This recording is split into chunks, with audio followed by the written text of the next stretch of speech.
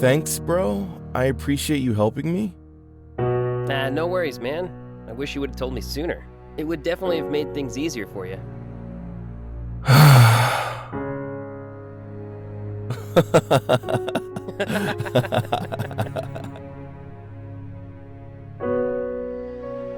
Alright, I gotta go.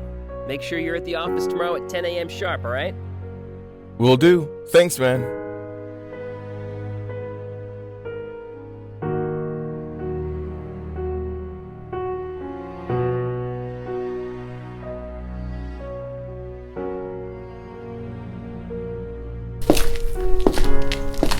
Max, I will see you next week. I have to go to Washington and then make my way to Switzerland for a few days, okay? Also, I heard you recommend the gentleman. His name is Adam, correct?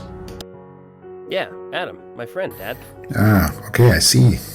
Well, his old man and I go back years. Did you know that his father and I were... Well, anyway, I have to go now, son. Take care. That was weird. Adam should be here soon. Welcome, everyone. What I would like to talk about today is the most important subject in investing, and that is economic and market cycles. Please pay attention to this presentation.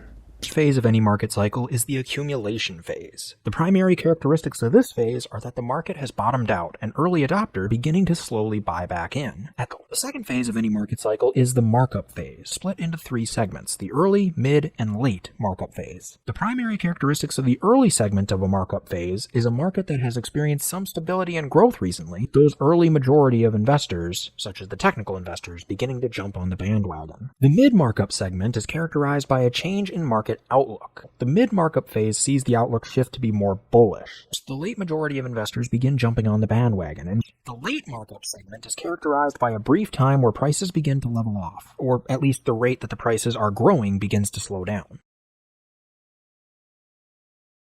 So the third phase of any market cycle is the distribution phase, and the primary characteristics of this phase are that sellers begin to dominate. The bullish and possibly even euphoric outlooks of the late markup phase slowly begin to grow more mixed. The fourth and final phase of a market cycle is the markdown phase, and it's unquestionably one of the most painful times to be an investor, as it's when the biggest portion of the price crashes take place, and naturally sentiments become very bearish. Our reform of the TPP has had setbacks and is holding back our plans for asset consolidation and management. The current president is not playing ball and is only antagonizing the Chinese more. Mr. Orsini, we would be grateful if you can assist bringing them on board so that we can streamline this reform as soon as possible and get us back on point. Don't worry.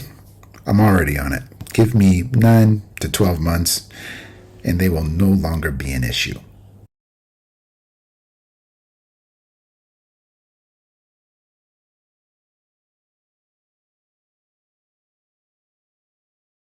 Changing orders. What exactly is an order, you might ask? It's a governing system for people dealing with each other. There are internal orders for governing within countries, typically laid out in constitutions. And there is a world order for governing between countries, typically laid out in treaties.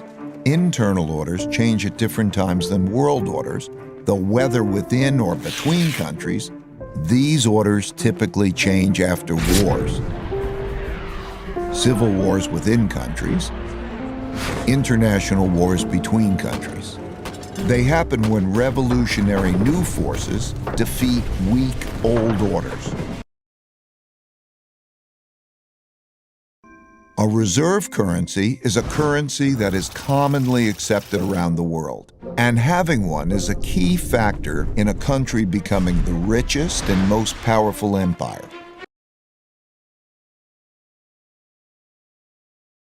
I used 8 metrics. Each country's measure of total power is derived by averaging them together. They are education, inventiveness and technology development, competitiveness in global markets, economic output, share of world trade, military strength, the power of their financial center for capital markets, and the strength of their currency as a reserve currency. As you can see, better education typically leads to increased innovation and technology development, and with a lag, the establishment of the currency as a reserve currency. For us to achieve our new world order, we need nations to relinquish sovereignty so that we can affirm our place and provide full spectrum dominance through our global economic, military, and media assets.